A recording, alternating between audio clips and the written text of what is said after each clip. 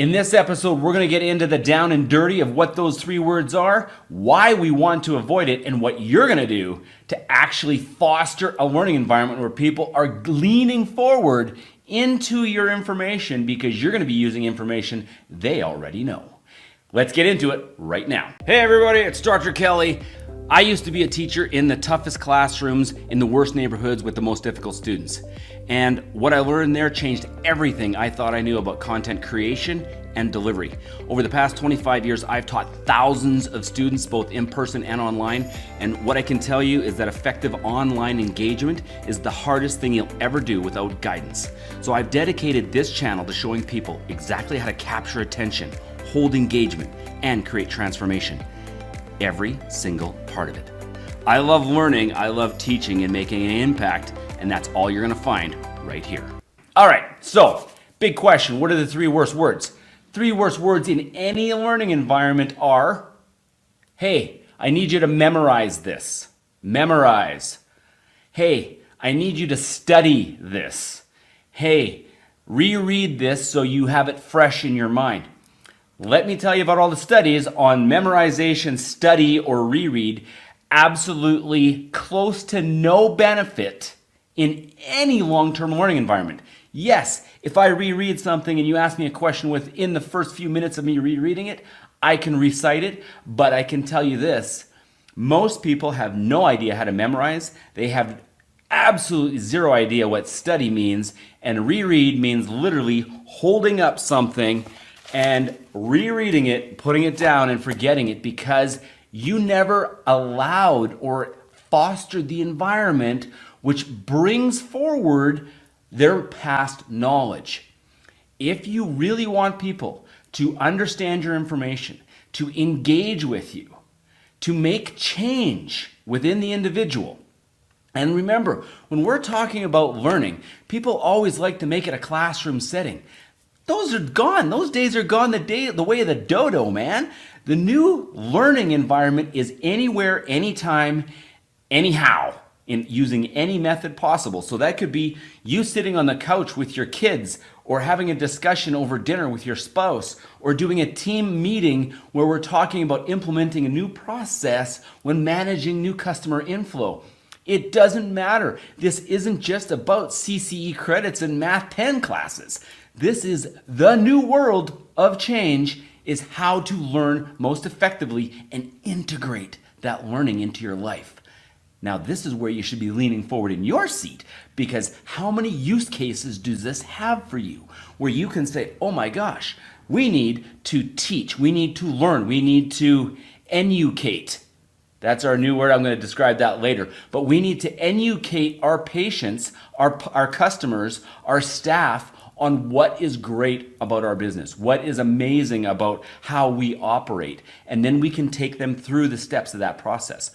So let's get into it. How do we do that? How do we take new information and get people to assimilate it so that that information becomes theirs? We do it by attaching that information to information they already know. So one of the ways that you do this is you have to know your audience.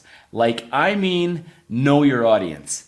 And this goes think of Marketing 101. In Marketing 101, the very first thing you need to do is create your, we call it now an avatar, but it was your customer profile. Who's your customer? In the case of creating change or fostering change through education, your customer is whoever the heck you're talking to. So if you're talking to your kids, your spouse, your staff, your customers, that's the education process. And in that, we need to ask questions.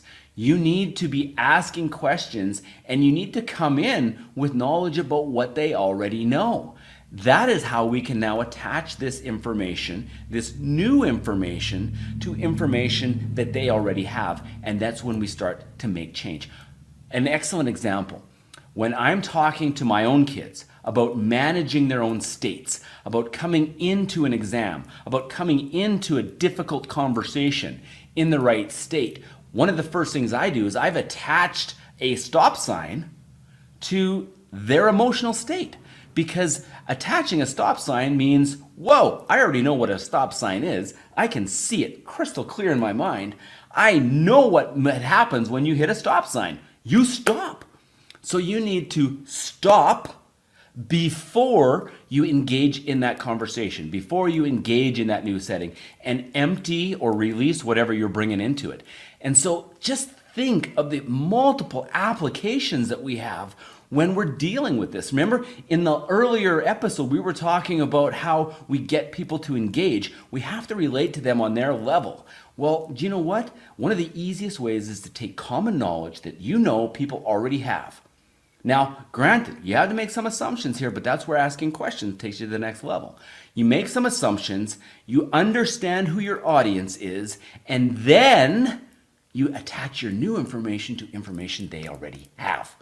This accelerates the process greatly. Now, if you really want to 10x your game, really totally 10x your game, you ask questions before you provide answers.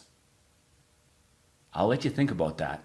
We need a whole nother cast about what that means. But by asking questions before you provide answers, you are actually engaging people. It's like a data dump. If you were to say, hey, what do you know about X? What do you know about, water bottles? What do you know about new, noise cancellation headphones? What do you know about that? And they get to data dump everything that they think they know. And it's the start process of where your brain will actually start to try to look and link new information to old information. And that is where change happens. When you tell someone to memorize, if you don't have them in the right state, or study, which means absolutely nothing to almost everyone, or reread, all you've really done is reinforce a negative pattern. And we're going to get into why learners don't learn in the next episode. But in this episode, start attaching your information to information people already have. That's how we create massive change. That's how you assimilate your information into information that's already owned by your customer, your student, your client, your kids. And that's how they can use your new information to really make massive changes in your life. All right, everybody, I'm Dr. Kelly. Remember, go out there, make a difference, attach your information they already have, and you're going to see massive changes in your customers.